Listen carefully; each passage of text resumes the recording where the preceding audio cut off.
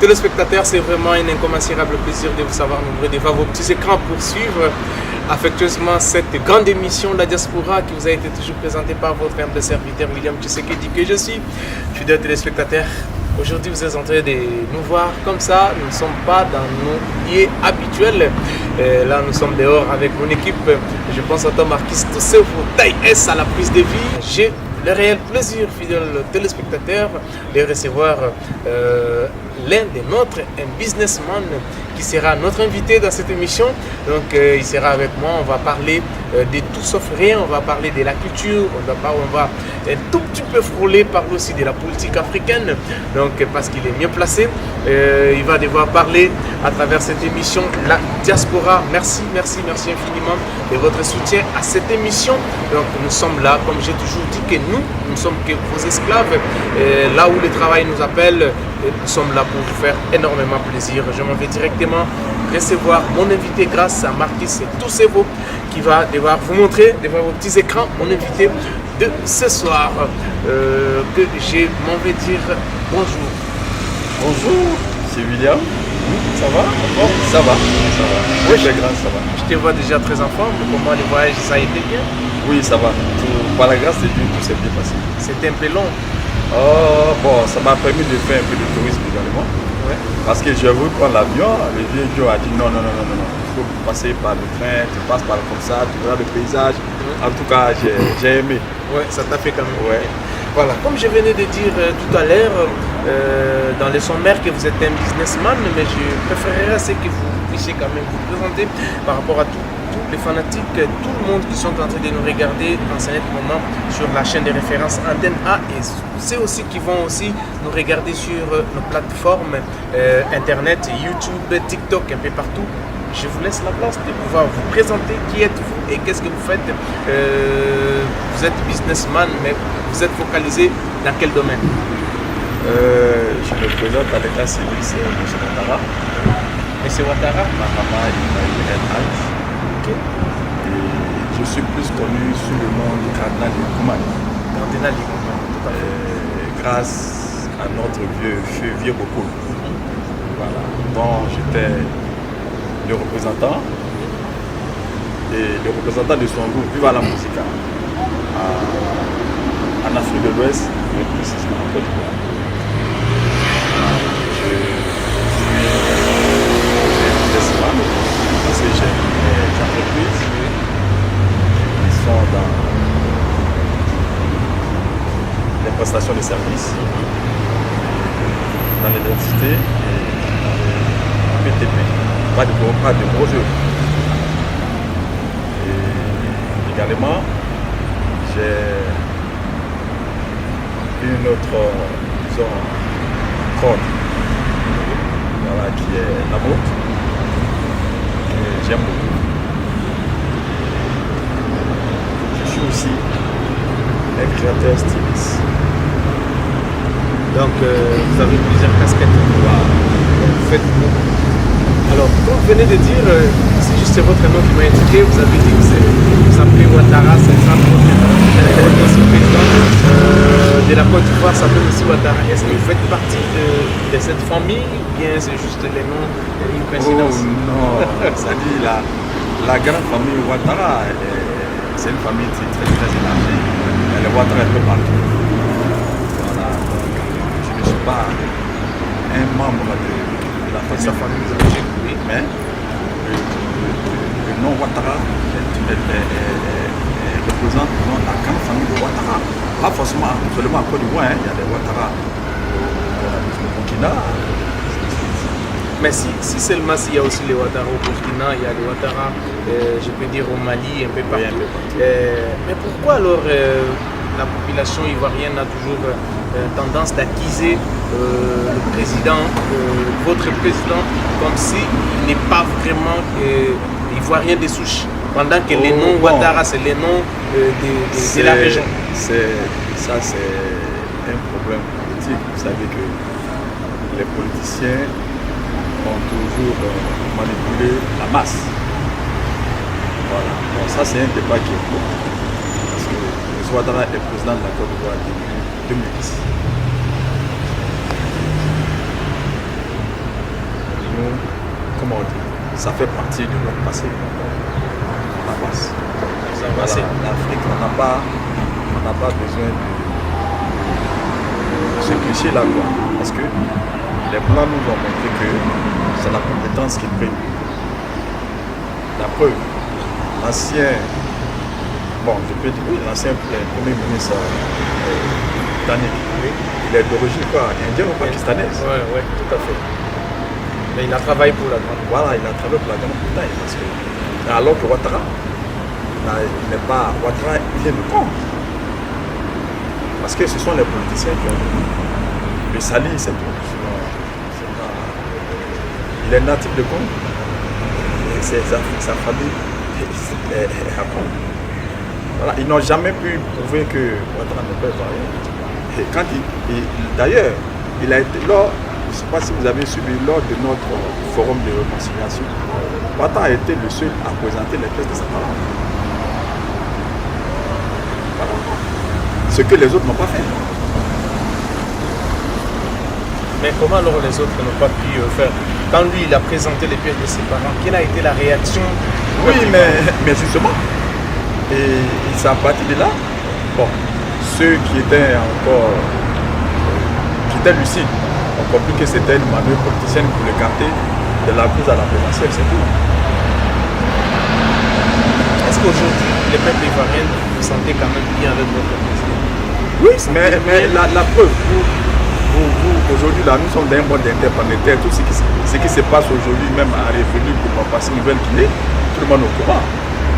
Vous savez ce qui se passe en Côte d'Ivoire, surtout après notre cadre. Voilà. Donc, mais ça devient la chanson de tous les jours. Ah non, il faut avoir l'honnêteté de le dire. Félicitations à vous. Voilà. Félicitations à vous, malgré que vous nous avez la chicote qu'on avait amenée contre vous. Ça s'est retourné contre vous. Vous avez dit vous allez fimbo les Ivoiriens. Bon, on vous a fimbotisé. Voilà, ce n'est qu'une partie remise, mais parce que vous étiez sur la terre de vos ancêtres et puis vous avez usé tout ce que vous avez. Pas dit ça. Non. La Côte d'Ivoire a toujours gagné la RDC. Même si Kinshasa, Brazza et Zali Kamoko à cause des vieux Bokoul, mais on vous a toujours gagné, voilà. Mais vous nous avez toujours gagné, on ne disconvient pas, mais nous aussi on vous a toujours gagné. Vous usez avec de fétichères, vous amenez tous ces gens-là. Alors, voilà. Si ce sont les fétiches, je crois que la RDC est mieux placée par rapport à nous. Il y a beaucoup de doki là. Non, nous chez nous on n'a pas l'histoire des marabouts et tout ça vient toujours là-bas. Alors, on parlait de ça parce que aujourd'hui, nous qui vivons ici, tant que journalistes qui est basé ici dans ce pays, nous côtoyons quand même la communauté africaine, mais beaucoup de nos compatriotes et surtout de l'Afrique de l'Ouest, ils sont en train je peux dire, d'imputer nos dirigeants, de dire quoi, nos dirigeants ils sont plus proches de l'Europe et surtout de la France. En l'occurrence, votre président, il est plus proche de la France. Il faut qu'il y ait une rupture. La population n'arrive pas, n'est-ce pas, à gagner tout ce qu'il faut, parce que toutes les richesses que regorge l'Afrique, ça va à l'Occident par le truchement de dirigeants qui sont mis en place. Est-ce que vous partagez la même avis avec tous ces gens-là ou bien vous pensez autrement et surtout que vous venez aussi fraîchement de la Côte d'Ivoire? Je ne partage pas du tout cet avis-là parce que vous savez, aujourd'hui, malheureusement, nous sommes confrontés à certaines choses. Surtout à certains Africains, c'est-à-dire qui n'aiment pas l'Afrique du tout. Ça, je le dis. Qui se font passer pour des panafricains, mais en réalité, ce qu'ils font, c'est contre l'Afrique. Je m'explique. Donc par là, vous dites que même le président du Mali, le président François du Niger, ceux qui se disent aujourd'hui panafricains, ils ne sont pas... Non, qu'est-ce que c'est le panafricanisme? Le panafricanisme qui avait été prôné par des leaders comme Feu comme Nkrumah, l'ancien président tunisien, Abdou Bourguiba et autres, ça n'a rien à voir avec le panafricanisme dont certains parlent aujourd'hui. Vous voyez, ce qu'ils font, c'est du populisme, ça n'a rien à voir avec le panafricanisme. C'est-à-dire? Oui, les Nkrumah à l'époque ont lutté, ils ont dit quoi? Il faut l'unité africaine. L'unité africaine parce que l'Afrique, étant faite de micro-États, avait été tellement compris par ces derniers-là, il fallait trouver, comment on appelle ça, trouver des solutions, c'est-à-dire créer des organisations sous-régionales pour que l'Afrique puisse se prendre en charge. Vous voyez? Mais il y a eu certaines organisations qui ont été mises, qui ont été créées, tout ça. Il y a eu à l'époque, il y avait la CIAO, il y a eu même l'OUA, il y a eu qu'on appelle ça, l'OCAM, ainsi de suite. L'OUA n'existe pas pratiquement. Voilà, l'OUA, voilà, aujourd'hui c'est l'Union africaine. Mais l'espoir qui avait été placé en cette organisation, c'est qu'on appelle ça, c'est envolé. Pourquoi? Parce que entre eux-mêmes, les leaders là, il n'y avait pas d'entente. C'est là le problème. Vous voyez? C'est là le problème. Parce que quand je prends le cas de l'Europe aujourd'hui, à l'époque, on parlait du Benelux et de la CE, la communauté des États européens. Tout à fait. Mais aujourd'hui, on parle de l'Union européenne. C'est-à-dire ceux-mêmes, ça a évolué. voilà, ceux-mêmes qui sont développés, si on peut le dire, par rapport à nos États, ont compris la nécessité de se mettre ensemble, de créer pas de barrières entre nous, de créer c'est-à-dire un seul État, c'est-à-dire vous quittez la Belgique, vous partez en France, vous quittez la France, vous partez en Allemagne, ainsi de suite. Comme disait Feu Sambel Ousmane, il disait que chez lui, il n'y a pas de pays en Afrique. Ce sont des quartiers. C'est-à-dire qu'il quitte le quartier du Sénégal pour venir dans celui de Côte d'Ivoire, ainsi de suite. C'est des gens qui avaient compris cela. Mais pourquoi nous ne pouvons pas faire cela? À cause de nos égaux. Vous trouvez normal qu'aujourd'hui, en plein 22, il y ait des visas entre nos pays? Ça m'a toujours été voilà. Cette histoire-là. Que moi je me rende en Côte d'Ivoire, je me rends au Congolais, Congo, donc je dois prendre un visa. C'est fou ça. Oui, je dois aller en Éthiopie, je dois prendre un visa.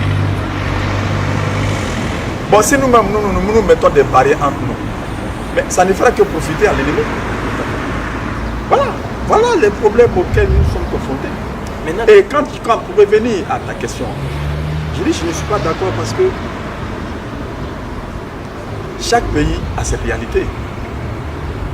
La Côte d'Ivoire a ses réalités. N'oubliez pas que nous avons traversé des moments très difficiles. C'est-à-dire depuis le coup d'État de 1999 jusqu'à la crise post-électorale en 2010. Mais la Côte d'Ivoire, les Ivoiriens ont souffert. Les Ivoiriens ont souffert. Donc, personne, il n'y a pas un Ivoirien digne de ce nom qui veut revivre cela. Oui.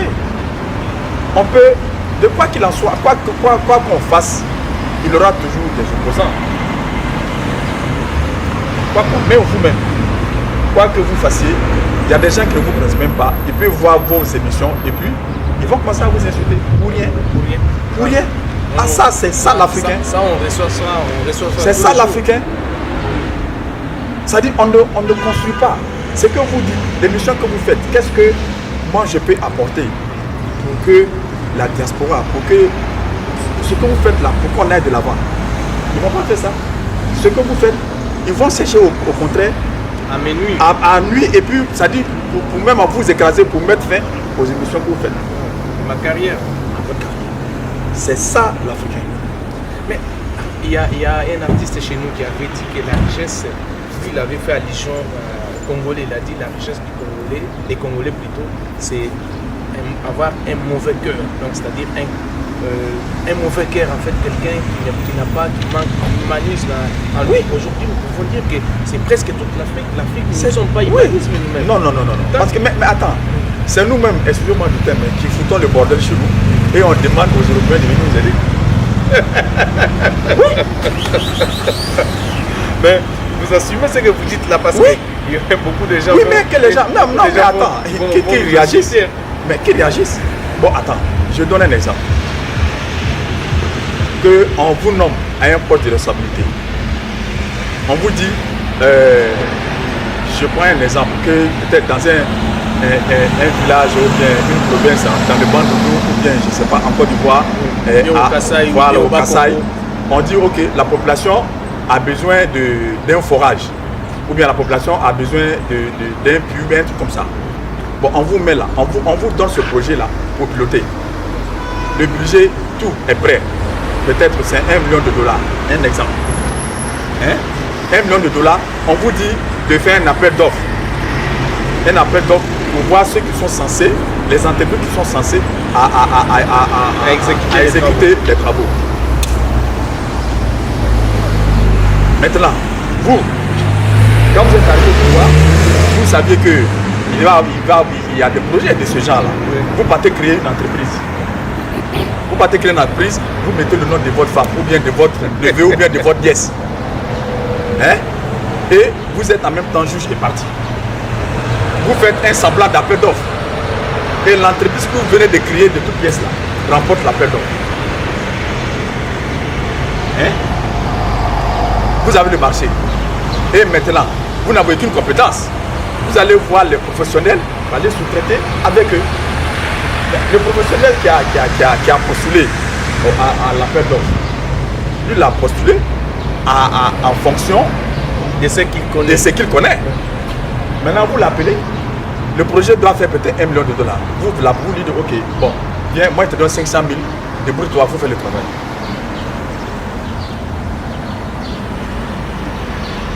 Il va prendre les 500 000 francs, n'est-ce pas? Mais vous pensez que lui, comme on dit chez nous, il va faire un travail banecouillon? C'est-à-dire qu'il va travailler comme un fou. Il faut qu'il ait un bénéfice. Tout à fait. Supposons, je donne un exemple banal. Hein. Lui, il va prendre peut-être 300 000 ou bien 200 000 dollars pour faire le travail. Et puis il gagne les 300 000. Ce qui est tout à fait normal. C'est normal. Parce qu'il lui, paie les impôts. Il paie les impôts, voilà. Il paie les impôts, il a ses ouvriers, il doit payer. Il doit payer. Voilà.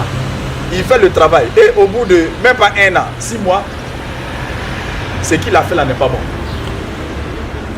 C'est la faute à qui? Mais c'est la faute du dirigeant. Voilà. Mais bon, est-ce que, dites-moi, est-ce que ce sont les Blancs ou bien ce sont les Français ou les Américains qui ont dit à ce dernier-là de faire ça dans son village?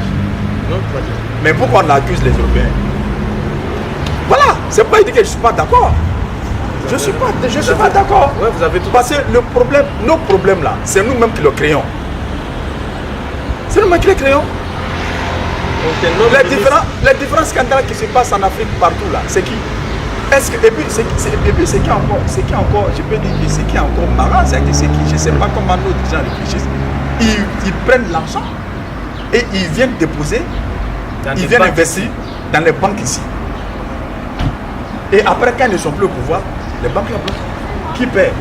Mais ça dit, vous avez mis, comment on appelle ça? Vous avez, comment on appelle ça? Empêcher peut-être 1 million ou bien 2 millions d'Africains de s'instruire. C'est la faute à qui? Vous avez, est-ce qu'on a vu une attitude analogue chez les Blancs chez nous? Ah d'accord, merci beaucoup. Vous avez déjà vu un Blanc à voler son argent, voler son pays ici, aller investir en Afrique? Non. Mais ce sont nous les Africains. Et quand ça ne va pas, quand vous êtes aux affaires, il n'y a pas de problème.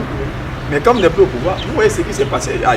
On parle de saisie de biens mal acquis, tout ça. Ouais. Mais qui paie? C'est nous les Africains qui perdons. Ouais. Et si cet argent, vous êtes venu payer les châteaux, venu payer les villas, ici, et si ils avaient investi en Afrique? C'est la faute à qui? Ce sont les Français, les Américains, ou bien je ne sais pas qui ont dit de piller vos pays et venir investir chez eux. Non, pas du tout. Et maintenant, quand ça ne va pas, vous dites que ce sont que les Français nous empêchent, les Français nous imposent, les Français font ça. Mais c'est des histoires. C'est des histoires. Nous-mêmes, on ne respecte pas les règles, les lois que nous avons votées. Alors, qu'est-ce que nous devons faire avec nous, je peux dire, nous qui sommes du 21e siècle, qu'est-ce que nous devons faire pour l'éveil des consciences? Bon, c'est vrai, nous ne sommes pas aux affaires, mais ceux qui sont aux affaires, qu'est-ce que nous devons faire? Qu'est-ce que nous pouvons leur imposer en fait que les lois qu'eux-mêmes votent puissent respecter ces lois? Qu'est-ce que nous devons faire? Parce que, je vais prendre le cas du peuple d'Israël. Le peuple d'Israël a ce qu'on appelle le Massada. Vous savez ce que ça veut dire? C'est le sentiment national. C'est ce qui manque en Afrique.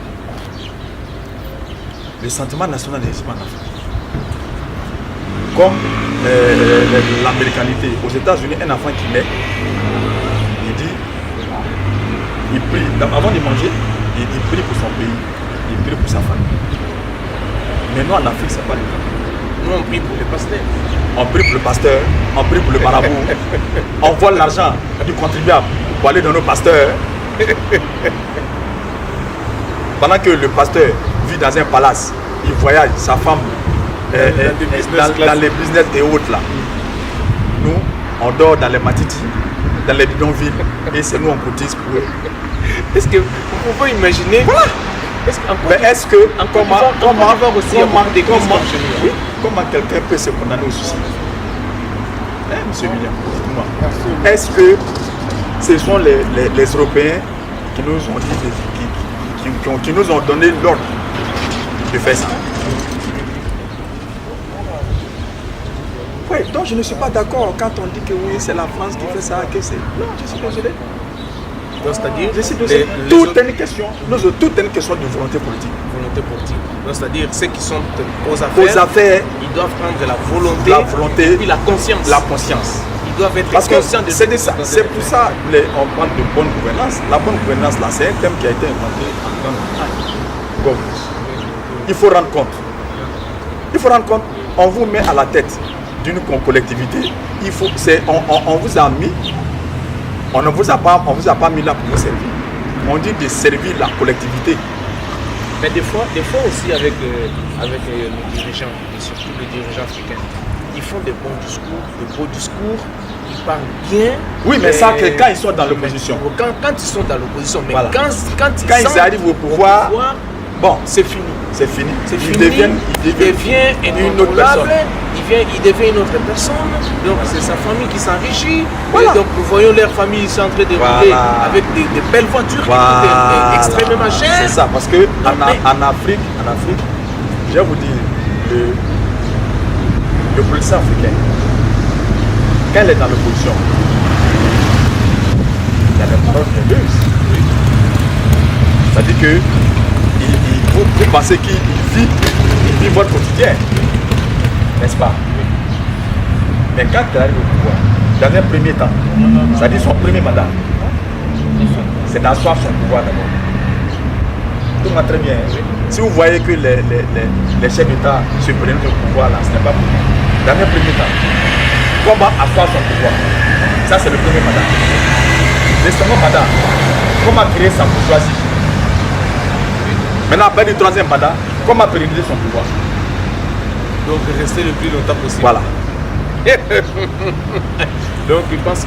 Est-ce que tu as suivi aussi Joe Biden qui a jeté l'éponge? Oui, qui a jeté l'éponge. Il a dit voilà. Non, par rapport à ma santé, tout ça. Santé, voilà. Est-ce que ça aussi, ça peut. On a déjà vécu des cas comme ça en Afrique? Voilà, justement. Parce que, bon, l'Amérique qui est, disons, qui est considérée, bon, qui était considérée à l'époque comme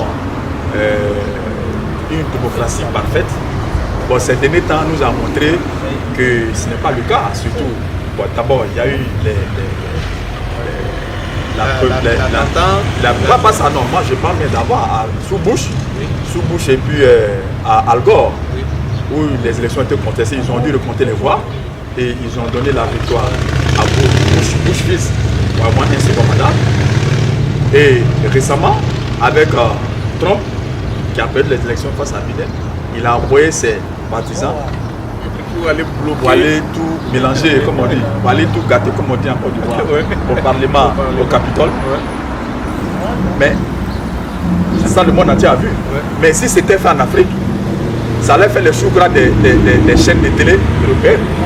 Mais comme sont les États-Unis, c'est allé nulle part. Bon, revenons maintenant à l'actualité. Biden, tout le monde a vu Biden, la fébrilité de Biden.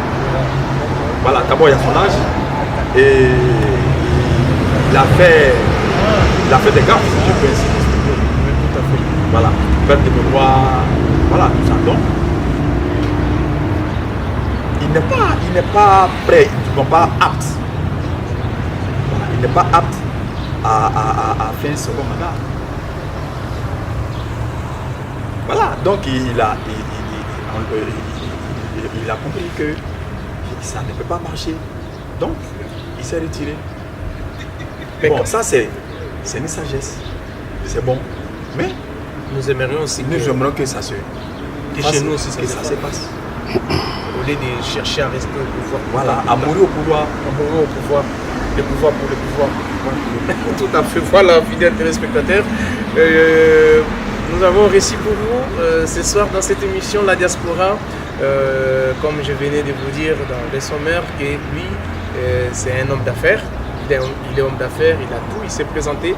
Quand même, vous avez compris ce qu'il est. Et on a quand même voulu ouvrir la brèche par rapport à la politique africaine.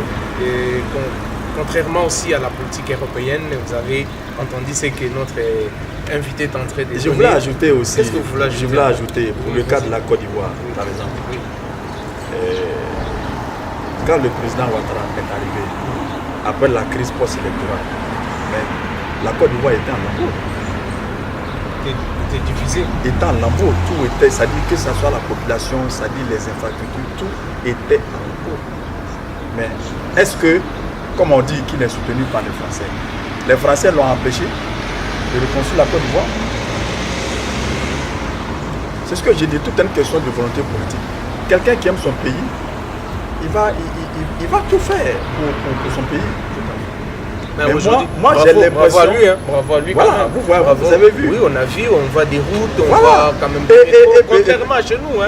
Chez nous, il n'y a rien. Et je vous dis que ce n'est pas seulement qu'Abidjan, hein, c'est dans toutes les villes de la Côte d'Ivoire. Moi, par exemple, ma région, la région d'origine, se trouve à l'est, à Bonougou. On a une université là-bas. Une université, je crois, si j'ai bonne mémoire, de 2 ou bien de 3 universités. Aujourd'hui, on est passé à 9 universités. On a besoin de les routes, on n'en parle pas. L'électricité, aujourd'hui, la Côte d'Ivoire est, je peux dire, à 90% électrifiée. Parce que dans notre législation, une contrée qui a plus de 500 âmes doit être électrifiée. Voilà. Mais on ne finit pas, on ne finit jamais de faire, on appelle ça, de construire les infrastructures pour la population. La preuve, ici en Europe, moi j'ai vu qu'il y a des travaux, il y a des travaux ici. Il y a des travaux, ça dit au fur et à mesure, on améliore le quotidien de la population. Voilà. La population, on va le faire à mesure, il faut le faire. Est-ce que elle est en train de faire? On élargit les routes, on fait mais. Ça dérange certaines personnes, je ne sais pas pourquoi. Il y a certaines personnes qui disent qu'on ne mange pas les ponts, on ne mange pas les routes, alors que ce sont ces infrastructures-là qui apportent la nourriture. Tout à fait. Mais bon, voilà. Quand même en Côte d'Ivoire, il y a quelque chose qui s'est fait, mais nous devons être quand même francs. Voilà, chez nous, à Kinshasa, mais est-ce que la France ou bien les États-Unis l'ont empêché, le président Ouattara, de faire ça pour son pays? Non, pas du tout. Vous avez dit tout à l'heure que si vous êtes dirigeant, quelqu'un qui est dirigeant, à cause de sa cupidité, il veut tout s'encaparer. On lui donne l'argent peut-être pour aller faire du boulot pour son village. Lui, il prive tout un village, il prive tout un peuple de l'eau, et puis à manger, à boire et tout ça. Et c'est une malédiction. Mais c'est une malédiction. Vous êtes sûr que ces gens-là, ils ne pourront pas voir Allah? Mais non, jamais. Et d'ailleurs, ils vont commencer à payer sur terre d'abord avant de rejoindre l'au-delà. Parce que comme on dit, on ne peut pas s'aimer du safou et aller récolter du riz. Ce que vous semez, c'est ce que vous récoltez. Voilà. Merci beaucoup, fidèles téléspectateurs. Alors, dites-nous, comme vous venez de vous présenter tout à l'heure, je vous vois que vous êtes vraiment habillé. Je sais pas, ça c'est ça. Je ne peux pas citer les noms je me réserve, Et peut-être que vous puissiez quand même nous dire, vous êtes habillé en quoi? C'est vous-même qui avez cousu, c'est vous-même qui avez fait ça? Bien, c'est quelle marque, c'est quel type de vêtements que vous êtes habillé ce soir? Oh, bon, ça je suis en tout Ekumane. Voilà, Wata Nayo. Tout en Ekumane, sans Kobanga. Voilà. Ah, Ekumane. Paris, Bruxelles, Kinshasa, Brazza. Voilà.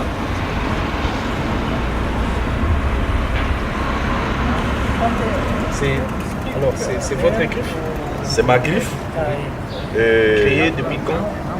C'est votre marque que je peux. C'est ma marque, voilà, créée depuis 2006. Depuis 2006. Grâce au feu, notre père vient beaucoup.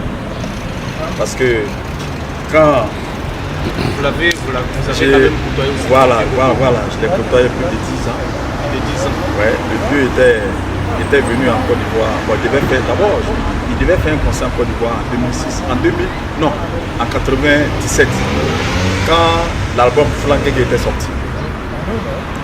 Et il y a un jeune Congolais qui vivait en Côte d'Ivoire qui s'appelle Eric Gustin. C'est lui qui avait organisé le concert.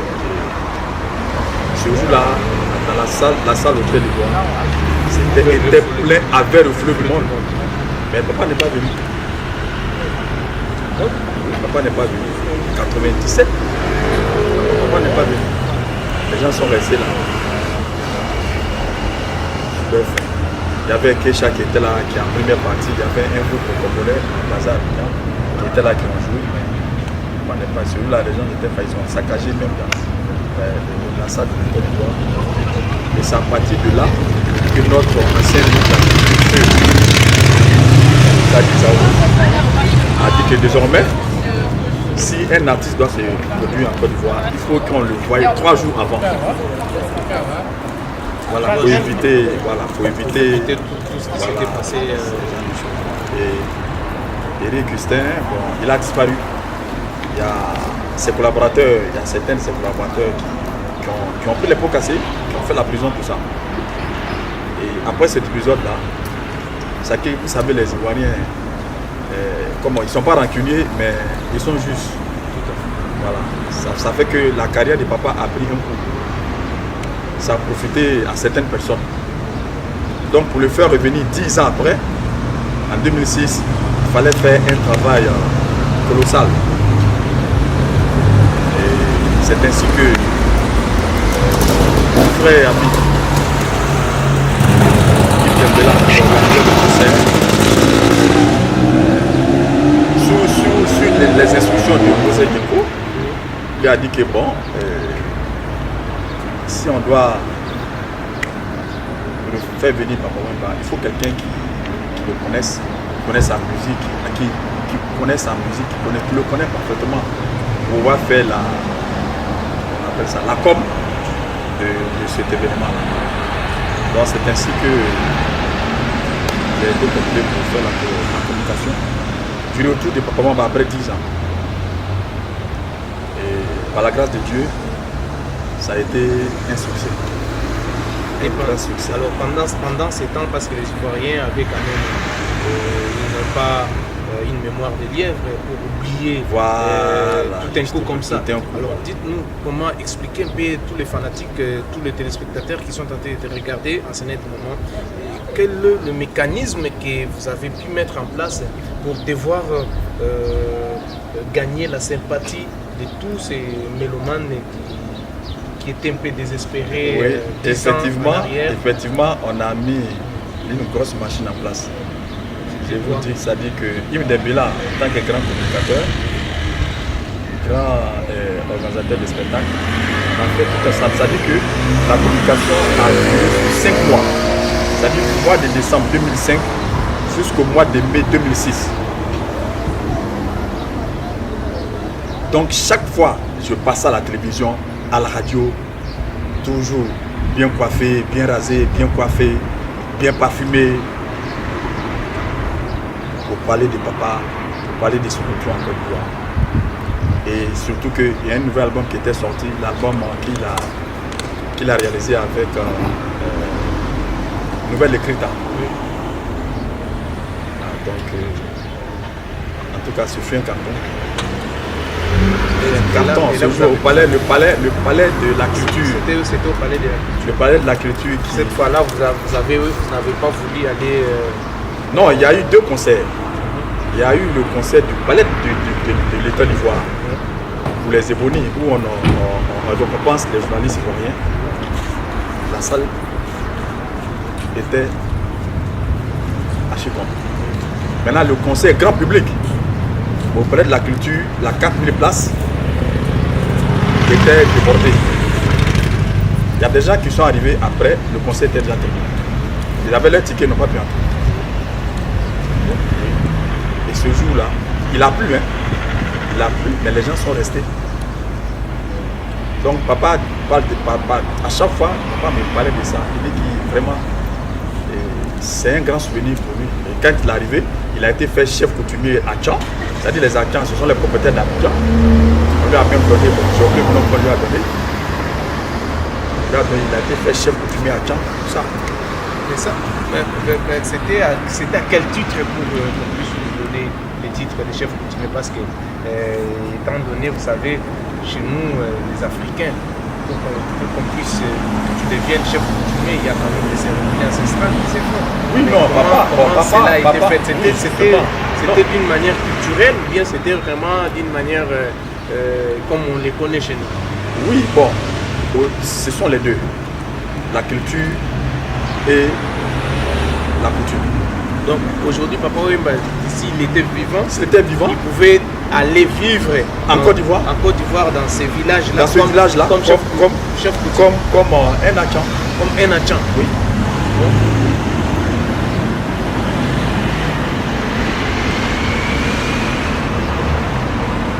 Comme un Achan. Comme lui-même le disait, qu'il est ivoirien. Il est ivoirien parce que il y a sa soeur, père à son nom, maman Okenda.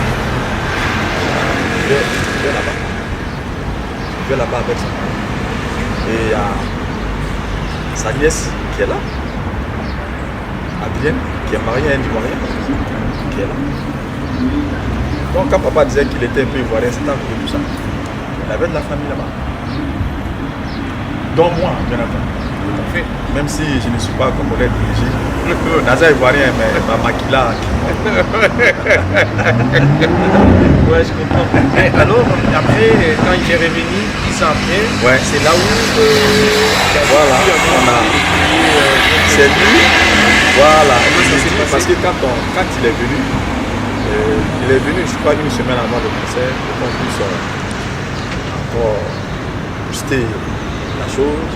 Donc chaque fois quand je venais, tout ce que je me changeais après. C'est joli ça, c'est qui fait un fait ça. Il dit non papa, c'est moi-même, j'avais taillé ici. Il dit bon. Il dit mais dans ce cas il faut que c'est ta vie, on va t'accompagner. Voilà comment c'est parti. Et c'est papa qui m'a donné cette envie-là. Et d'ailleurs, il fut mon premier mannequin. Ah bon? Oui. Il a défilé avec...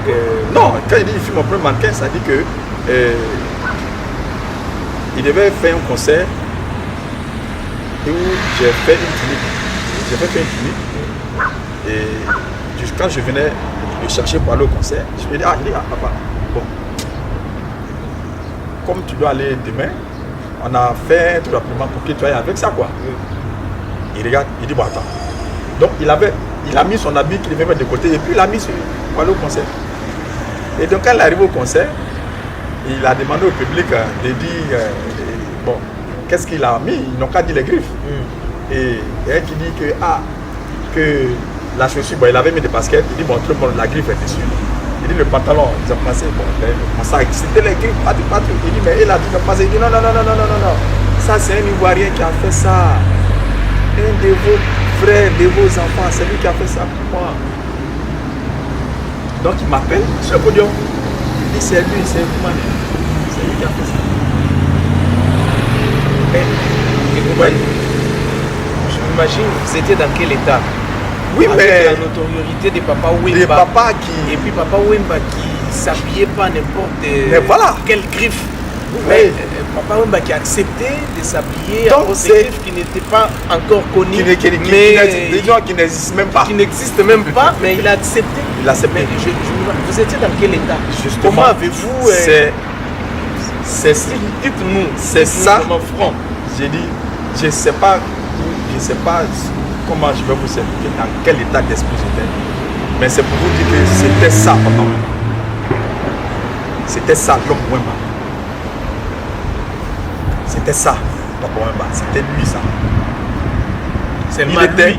Seulement lui qui pouvait faire ça. Qui pouvait faire ça. Et j'assume mes propos. Mais quand vous dites que c'est mal lui qui pouvait faire ça, mais est-ce que vous avez quand même pu côtoyer aussi d'autres générations, des artistes congolais qui viennent en... Oui, mais les autres artistes congolais qui viennent, il faudrait d'abord qu'ils acceptent que tu les côtoies. Voilà.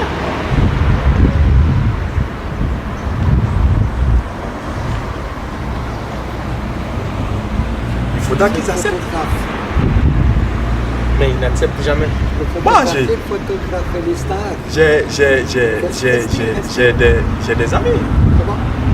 des amis. J'ai des amis. Je salue Tata Adolphe Domniguez. L'album d'où c'est pour très bientôt. Je salue Papa Chéri. Je salue le vieux Félix Wazekwa que j'ai reçu à Abidjan lors du FEMIA. Parce que lors du FEMIA, FEMIA 12, non? Je crois que c'est la RDC qui était invité, comme pays invité. Félix Oiseau qui était venu avec le vivant la musique. Voilà, je l'ai reçu. Même quand je suis là à Kinshasa. Quand j'arrive à Kinshasa, Tata Mobi, il vient me voir à l'hôtel. Il était récemment à Abidjan. Voilà. Quand papa de son vivant, quand papa vient à Abidjan, il m'appelle, et moi j'arrive, je vais le chercher. Il était, je sais pas, il était d'une simplicité. Non, papa était humain. Sa voiture de commandement est là, c'est dans la mienne qu'il monte. Et je l'ai déposé à l'hôtel. Et je suis là. Ça dit que quand papa arrive à Abidjan, moi je ne fais rien d'autre. Et ça, c'était lui, ça. Mais dites-nous alors, vous avez côtoyé Papa Wemba de son vivant, si vous venez de dire que Papa Wemba c'est quelqu'un par entière. Papa, par entière, il n'a jamais mis sa notoriété devant les choses. Ça dit quand papa est sur scène, c'est la star papa. Mais une fois qu'il n'est plus la scène, c'est l'homme. Voilà. Mais comparativement à d'autres artistes, vous voyez que non, Papa Wemba n'est pas moi je sais que Papa Wemba était humain et il était d'une humilité pas possible, incroyable. Voilà, c'est ce que moi j'ai dit. Pour tous ceux qui ont côtoyé Papa Wemba, je ne pense pas qu'ils pourront un jour prendre la grosse tête. Mais les jeunes d'aujourd'hui qui prennent la grosse tête. Ah bon, chacun a sa façon. Qu'est-ce que pouvait l'air? Chacun a sa façon de voir. Hein. Moi, je ne juge pas, je ne vais pas juger quelqu'un. Parce que nous avons tous une conscience. On a tous un cerveau. Et comme j'ai dit, c'est comme ça que qu'on appelle ça. Je conseille toujours la jeunesse. Je dis, personne ne fera de vous ce que vous voulez être. Si vous voulez devenir un arrogant, vous le serez. Vous voulez devenir un voleur, vous le serez. Personne ne fera de vous ce que vous voulez être.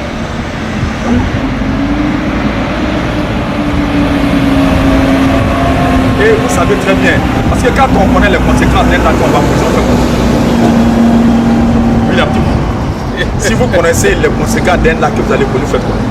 Mais vous restez voilà. calme et tout. Voilà. Vous ne le faites pas. Mais si consciemment vous le faites, vous assumez les conséquences. C'est tout.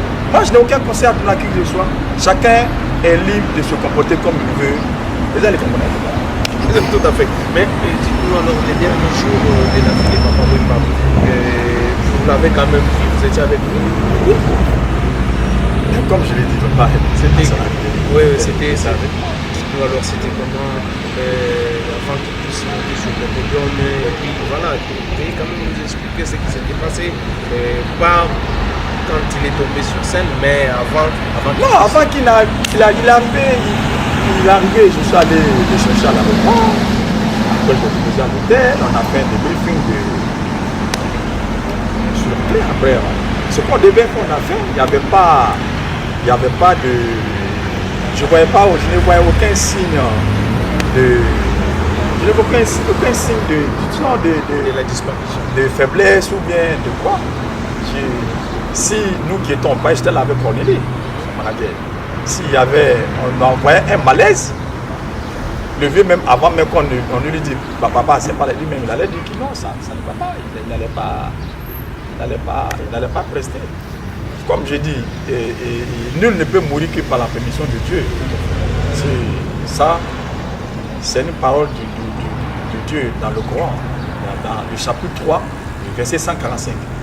Nul ne peut mourir que par la permission de Dieu et au temps prédéterminé. Bon, pour les oiseaux de mauvaise augure qui voulaient chercher à savoir que papa était empoisonné par tout ça, c'est n'importe quoi. En tant que croyant, parce qu'en tant que croyant, nous savons qu'un jour, on va mourir. Mais ça s'est toujours dit. Voilà. Dans la communauté, ça s'est dit toujours. Quoi qu'il en soit. Il y a eu des changements des micros et il a été empoisonné comme le dit, par les politiciens. Comme le dit, des trucs comme ça. Aujourd'hui, vous êtes bien placé parce que vous étiez quand même avec papa. Comme le dit le président Adama Deko, c'est un premier donné chez lui. Il dit la mort, c'est le projet commun de tout être humain. Voilà. Qu'on veut, qu'on ne le veut pas, un jour nous allons mourir. Mais seulement Dieu sait où, quand et comment. Voilà. Les gens vont, quoi qu'ils disent ce qu'ils veulent. La mort est naturelle. Moi je suis un croyant. Nul ne peut ôter la vie à qui ce soit, à moins qu'on vous a tiré d'une balle avec un pistolet. Mais la mort, c'est naturel. Papa a fait une crise sur scène, il est tombé, on l'a envoyé à l'hôpital et il est parti. C'est tout, il n'y a pas, on a cette histoire des micros, tout ça. Les gens n'ont pas, ils n'ont qu'à, il y a Fabrice Masuka, il est vivant. Je crois qu'il a quitté, ils n'ont qu'à lui demander, c'est lui qui a présenté papa. Ou cette histoire des micros, c'est n'importe quoi. Je n'ose même pas en parler parce que vous savez que j'aime, ça dit, Hakim, les gens aiment bien les polémiques. Voilà, quand ils n'ont pas de sujet, ils vont créer quelque chose rapidement pour avoir des vues, pour avoir. Voilà. Et donc moi, c'est tout notre métier de journaliste. Je ne rentre pas dans ça. C'est un métier qui. Bon, voilà. Non, des blogueurs qui se disent journalistes. Un vrai journaliste, il y a un thème, on débat. Il ne faut pas prendre les affaires des réseaux sociaux là pour m'amener pour dire que vous êtes journaliste. Vraiment. Voilà. Merci beaucoup Ekoman, nous continuons notre émission. Merci d'avoir donné ces éclaircissements par rapport au fait Papa Wemba, Ekoman Chungu Wemba Dieu, je peux dire notre papa, notre idole. Voilà, donc là où il est, qui se repose vraiment en paix. Après, dites-nous, Papa Wemba, il a présenté votre griffe et les griffes aujourd'hui, votre marque a pris de l'ampleur.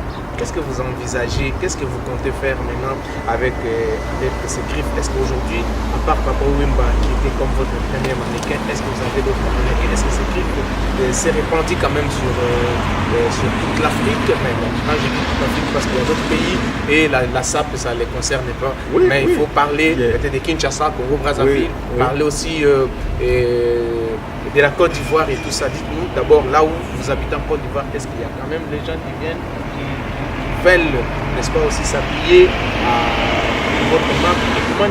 Voilà, donc merci pour la question parce que je peux dire que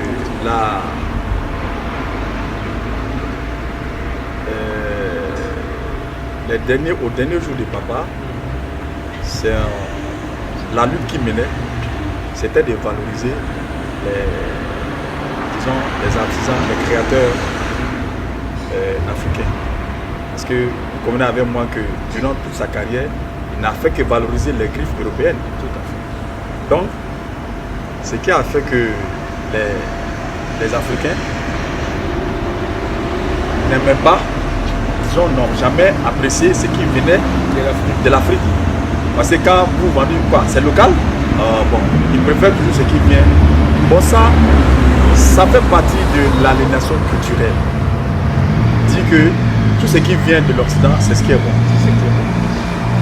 Donc papa, dans ces derniers jours-là, c'était cette lutte-là qui mettait des différentes griffes des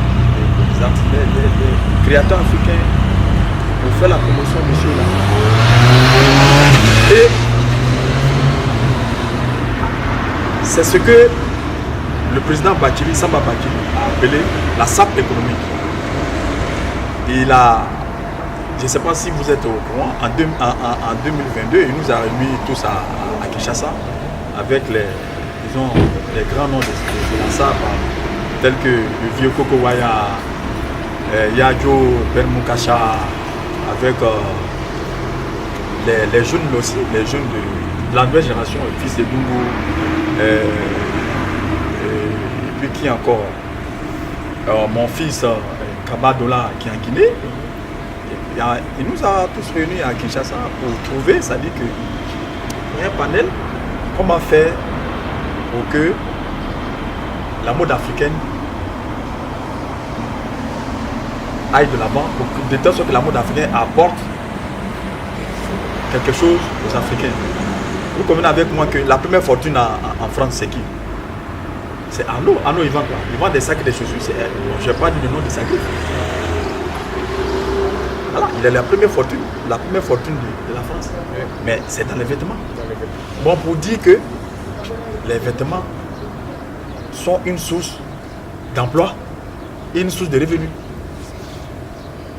Mais si les Africains ne payent pas, Africains qui préfèrent les pays européens, qui paient? C'est les Africains même. C'est les Africains qui paient. Donc, voilà d'où le slogan de la SAP économique. Les Africains sont fiers de dire ouais, je suis en Chine, je suis en temps. Ils sont contents. Mais pourquoi? Mais moi je suis fier aujourd'hui, je suis en Nekumagne. Moi je voilà. suis fier. Voilà. Je suis en Nekumagne. Pourquoi ne pas dire que je suis fier, hein? Je suis en Nekumagne, ou bien je suis en Traoré Sungalo, voilà. Ou bien je suis à qu'on appelle ça. Vous voyez ça? Ça c'est un boutier ivoirien qui a fait ça. Voilà. Voilà. Ça c'est un boutier ivoirien qui a fait ça. Et j'ai mes boutiers à Abidjan. Moi j'ai dit que je ne paie plus rien comme griffe européenne. Tout est confectionné à la main. Tout. Ça c'est fait, mais c'est un boutier ivoirien qui a fait ça. Bon, ça a quoi envier aux boutiers européens? Quand j'étais chez un boutier à Paris, que je suis allé, un boutier qui est très connu d'ailleurs, et ils m'ont demandé, mais c'est du... J'ai dit non, ça c'est fait à Abidjan. C'est vrai ça? Il dit, mais alors c'est fait. Mais pourquoi vous pensez que nous les Africains on ne peut pas faire quelque chose? J'ai dit mais tout ça c'est fait bien. Ça c'est pas ce que j'avais mis un autre. J'ai dit c'est fait bien. Nous on n'a rien à envier. Les talents sont là. Qu'est-ce qu'il faut faire? Il faut, comme on dit, ils sont dans l'obscurité. Il faut les mettre à la lumière. C'est la raison pour laquelle nous sommes là, pour les mettre à la lumière. Il faut les mettre à la lumière. Nous sommes là. On va revenir encore. Tout est une question de volonté politique. Bon, quand vous voyez nos chefs d'État qui mais vous êtes quand même subventionné par rapport à ce que vous faites. Il y a l'État qui met aussi la main dans la pâte pour que vous puissiez... Je ne suis pas subventionné, je fonctionne à fond propre. Comment ça? Je fonctionne à fond propre. Voilà. Parce que vous ne voulez pas ou bien ce n'est pas parce que l'État n'est pas venu parce que voir. C'est ce que j'ai dit, c'est une question de volonté politique. Est-ce qu'il y a une politique comme en Europe ici pour accompagner les créateurs et autres? Je ne vais pas rentrer dans l'histoire de certains créateurs européens à leur début qui ont été accompagnés. Parce que ça va nous ramener toujours à ce problème de gouvernance en Afrique. Si tant qu'il y aura le tribalisme, le népotisme, la corruption, le clientélisme, rien ne va marcher en Afrique. Au lieu de favoriser et d'aider les talents, mais c'est la médiocrité qui prime. Regardez sur les réseaux sociaux. Quand vous postez, qu'on appelle ça, quelque chose qui, ça dit, pour le bien de tout le monde, Mais personne ne partage. Personne ne partage parce que ça ne les intéresse pas. Mais poster. Seulement que William. Poster une. Qu'on appelle une idiotie. Voilà. Poster une idiotie. Vous allez faire que ça deviendra viral sur les réseaux. Mais tout ça. Ça revient toujours. Aujourd'hui, on a même celles-là qui s'appellent influenceurs, qui sont à la longueur de la journée. Quel influenceur? Qui parlent de rien. Quel influenceur? Ce n'est pas des influenceurs, ce sont des gens qui sont en train d'abrutir la jeunesse africaine. D'abrutir la jeunesse africaine. Ils se font passer pour ce qu'ils ne sont pas. Des gens qui ils montent dans l'avion, ils vont rapidement en business, aller faire des photos. Et pap, il poste alors qu'il est en classe éco. Et ses followers voient et disent ah, il y a un autre star qui est en business alors que c'est des histoires. C'est des histoires. Moi je dis on ne peut pas se mentir à soi-même. Tout à fait. Voilà. Merci Ekoumani. Nous avons reçu pour vous, fidèles téléspectateurs, Ekoumani, les créateurs.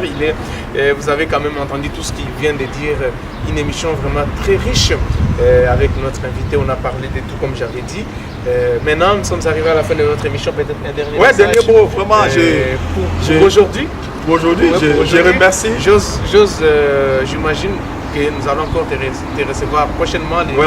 Prochainement, je vous invite à Abidjan. Abidjan, ok. Comme ça, vous viendrez, avec Marcus vous viendrez voir ce que le président Ouattara a fait pour la Côte d'Ivoire.